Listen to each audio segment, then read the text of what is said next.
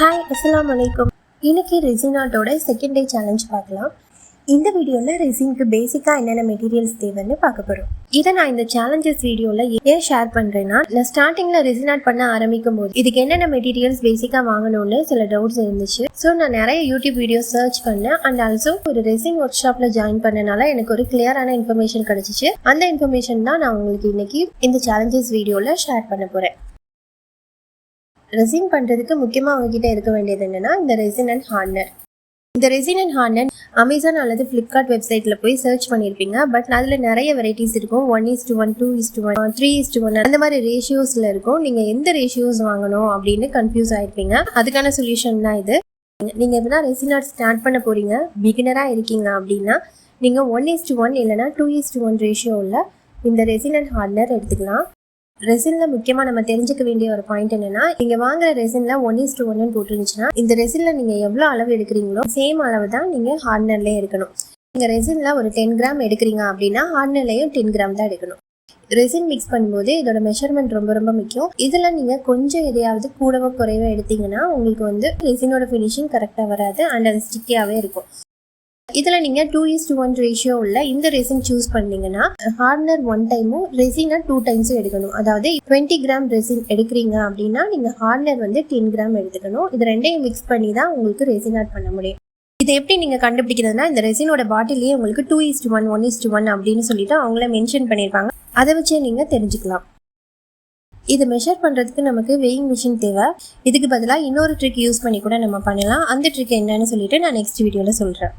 And also இதில் நீங்கள் முக்கியமாக நெக்ஸ்ட்டு பார்க்க வேண்டியது இந்த பபிள்ஸ். 2-3 மினிட்ஸ் இந்த ரெசினை மிக்ஸ் பண்ணுவீங்க. அதுக்கப்புறமா ஒரு ரெஸ்டிங் டைம் கொடுக்கணும். அந்த ரெஸ்டிங் டைமில் இந்த பபிள்ஸ் எல்லாம் ரிலீஸ் ஆக ஆரம்பிக்கும். பபிள்ஸ் எல்லாம் கிளியர் ஆனதுக்கப்புறம் தான் நீங்கள் மோல்டில் ஊற்ற ஸ்டார்ட் பண்ணணும். அது வரைக்கும் அதை டிஸ்டர்ப் பண்ணாதீங்க. நீங்கள் பிகினராக இருக்கும்போது ஒரு பட்ஜெட்டில் தான் ரெசின் ப்ராடக்ட் வாங்குவோம். அதனால் இந்த பபிள் பஸ்டர் இதெல்லாம் நமக்கு அஃபோர்டபுளாக இருக்காது. இந்த மாதிரி டோமா பிராண்ட் ரெசின்ஸ்லாம் வாங்கும்போது இதில் பபிள்ஸ் கம்மியாக தான் இருக்கும். இந்த ரெஸ்டிங் டைம்லேயே உங்களுக்கு பபிள்ஸ் எல்லாம் ரிலீஸ் ஆயிடும். அண்ட் ஆல்சோ நீங்கள் மோல்டில் ஊற்றும் போது அந்தளவுக்கு பபிள்ஸ் எதுவும் இருக்காது. உங்களுக்கு நீட்டான ஒரு ஃபினிஷிங் கிடைக்கும். இந்த ரெசின் சூஸ் பண்ணும்போது நம்ம இன்னொரு விஷயம் பார்க்க வேண்டியது என்னென்னா இந்த பாட் லைஃப் அப்படின்னா நம்ம ரெசினை மிக்ஸ் பண்ணி எவ்வளோ நேரம் அதை நம்ம போர் பண்ணுறதுக்கு முன்னாடி எவ்வளோ நேரம் அந்த மோல்டில் அந்த ஆர்ட்டுக்கு யூஸ் பண்ணாமல் போர் பண்ணாமல் வச்சுருக்கோம் அப்படின்றது தான் பாட் லைஃப். எப்போவுமே பிகினராக இருக்கிறவங்க பாட் லைஃப் அதிகமாக உள்ள ரெசினை சூஸ் பண்ணுங்கள். நீங்கள் ஸ்டார்டிங்கில் பண்ணும்போது இதை எவ்வளோ நேரம் மிக்ஸ் பண்ணணும், எவ்வளோ நேரம் அந்த பபிள்ஸ் எல்லாம் போகிற வர வெயிட் பண்ணணும் அப்படிங்கிற மோல்டில் போர் பண்ணுறதுக்கு இதுக்கெல்லாம் கொஞ்சம் டைம் எடுக்கும்.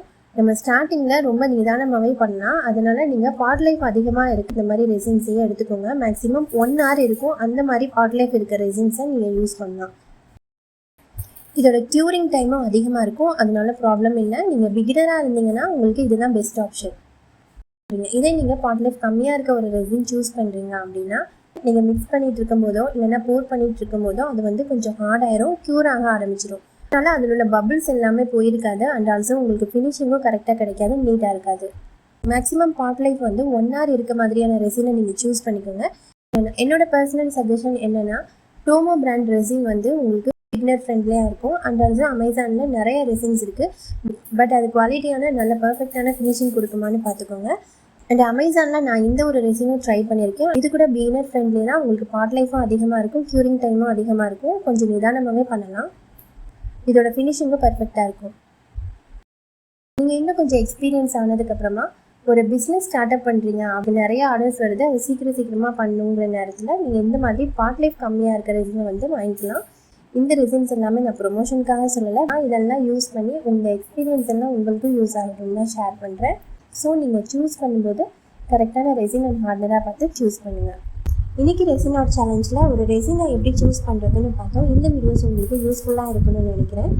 வேறு என்ன மெட்டீரியல்ஸ் எல்லாம் நம்ம ரெசினில் யூஸ் பண்ண போகிறோம் அப்படின்றத நெக்ஸ்ட் வீடியோவில் பார்ப்போம். இந்த வீடியோ பிடிச்சிருந்தா மறக்காமல் வீடியோ லைக் பண்ணி சேனலை சப்ஸ்கிரைப் பண்ணிடுங்க.